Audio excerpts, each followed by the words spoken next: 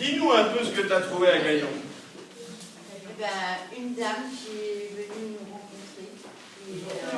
Plus fort, plus fort. Une dame qui est venue à la Croix-Rouge, où je suis bénévole, où j'ai été bénéficiaire aussi à la Croix-Rouge, c'est comme ça que je suis devenue bénévole. Et cette dame est venue nous chercher, en fait, moi je dis comme ça. Elle voulait un témoignage de notre vie, en fait, et de savoir comment on était arrivé bénévole à la Croix-Rouge. Donc on lui a expliqué, et en fait c'est ce qui a permis de faire une lettre à Monseigneur l'évêque pour après venir ici. Donc l'église a bien ouvert. D'accord. Donc de temps en temps, l'église ouvre les portes et il n'y a pas que les pigeons qui volent. D'accord. Mais alors, toi.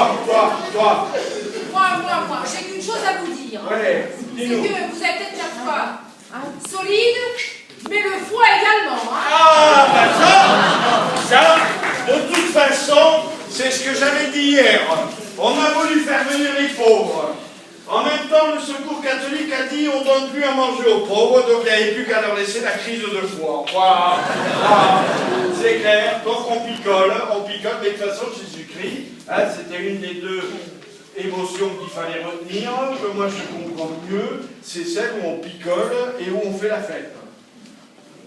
Eh bien, le Seigneur nous a donné, en tout cas, vous savez, il y a un truc qui m'a toujours frappé dans l'Évangile, c'est que ceux qui voulaient accuser Jésus, eh bien, ils le traitaient de glouton et d'ivrogne.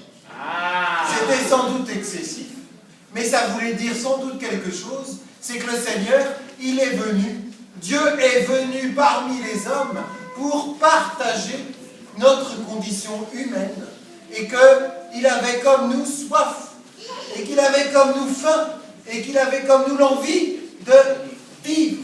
On n'est pas des bouddhistes où il faut avoir aucun sentiment. Et on s'incarne. D'accord.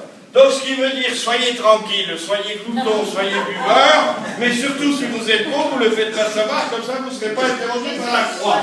Bon. C'est ça.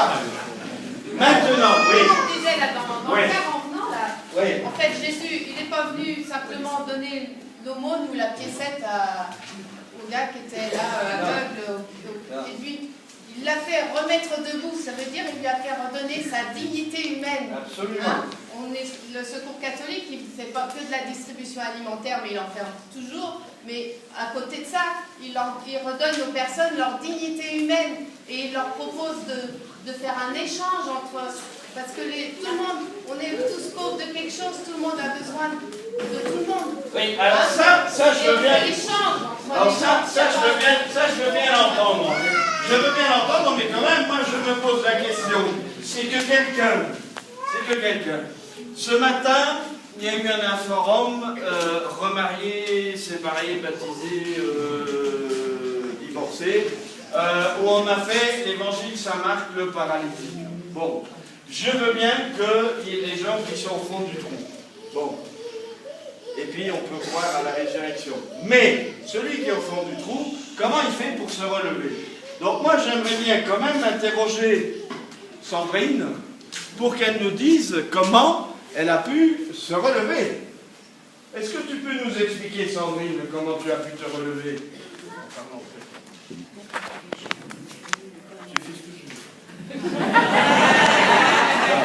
Non, c'est parce qu'elle a 17 pages, elle ne savait pas trop lesquelles choisir. Tu te lâches. Voilà. Tu dis ce que tu as envie de dire. Voilà. J'ai vécu avec un mari alcoolique. J'ai subi pendant 15 ans les coups, les colères, les insultes. Mais pour mes 3 enfants, il me semblait indispensable de maintenir la cellule familiale. Et j'ai essayé de tenir envers et contre tout. Mais un jour, ma fille, qui avait 10 ans, m'a dit « Maman, il faut partir ». Les années ont passé avec leur lot de blessures, jusqu'à la décision de partir, et l'admission à à Évreux dans un foyer pour femmes battues. J'ai été mère au foyer. Je n'avais pas de travail. Je ne pouvais bénéficier d'aucune aide. Il m'a fallu tout recommencer à zéro avec mes 3 enfants. J'ai retrouvé un travail. J'ai rencontré un autre homme avec qui j'ai cru pouvoir fonder une famille. En fait, celui-ci m'a quitté quelques années après la naissance de notre enfant, m'a trahi, abandonné. Une nouvelle blessure est revenue. Je me suis retrouvée à nouveau seule, mais cette fois avec 4 enfants.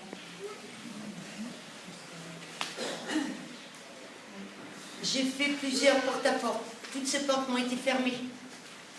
Et un jour, j'ai été voir une assistante sociale qui m'a ouvert sa porte, mais a su m'écouter. Et m'a emmené voir une association, la Croix-Rouge, dont ces personnes-là m'ont ouvert leur cœur, m'ont écouté surtout, parce que personne d'autre ne l'avait fait avant. Et depuis, je suis bénévole à la Croix-Rouge maintenant. Et je peux dire qu'avec mes 4 enfants, ça a été difficile. Et maintenant, je suis heureuse, parce que je suis mamie des 3 petits-enfants.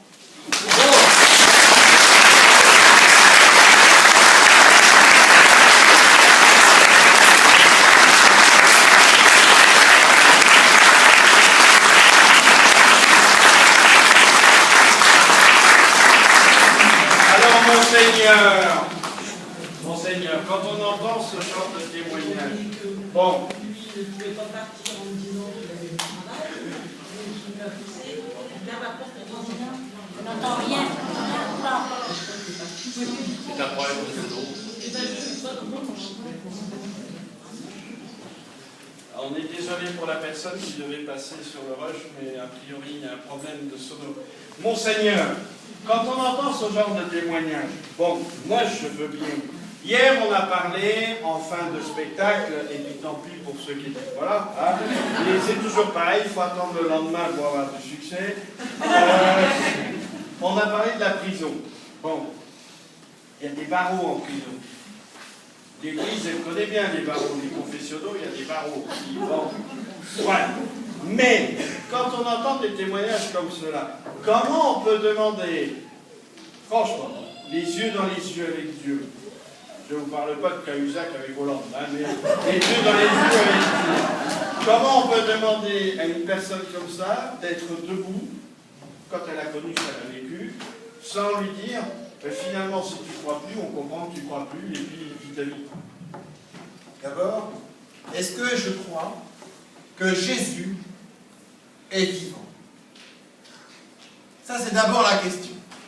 Est-ce que je crois que Jésus est présent avec moi aujourd'hui et qu'il m'accompagne? Ça, c'est la question que tu peux te poser. Et peut-être même des fois, quand tu regardes ta vie, eh ben, tu peux te dire, des fois, il était peut-être même pas souvent là. Parce que tu dis, pour me laisser avoir des choses comme ça, tu te dis, comment c'est possible? Eh bien, le Seigneur, il a partagé notre condition humaine, il l'a emmené sur la croix, et il a vaincu la mort pour donner à notre vie du sens. Il a donné du sens à notre vie. Et il nous donne. Et ça, parce qu'il est vivant et parce qu'il est Dieu. Eh bien, des fois c'est inhumain. Il nous donne, c'est divin, hein. Si c'est inhumain, c'est divin. Ah. Il nous donne, C'est mieux. la force de tenir debout. Et la force même du pas. Oui.